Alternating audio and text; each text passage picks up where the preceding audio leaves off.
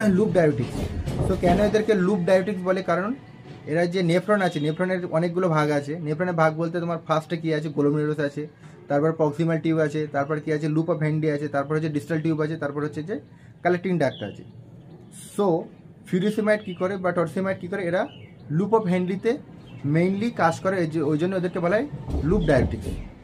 So টরসিমাইড আর ফিউরিসিমাইডের মধ্যে কার potency বেশি আর কার potency কম? So আমরা দেখছি যে টরসিমাইডের affinity to receptor binding more আছে, বায়ো অ্যাভেলেবিলিটি মোর আছে, তারপর onset of action is more as compare to furosemide.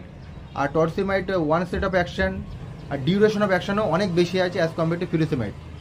So furosemide টরসিমাইডের এই যে onset of action, affinity, efficacy, তারপর ডিউরেশন অফ অ্যাকশন বেশি থাকার জন্য torsemide is more potent, 2 to 5 times is more potent than furosemide. So this is our topic of discussion. Thank you.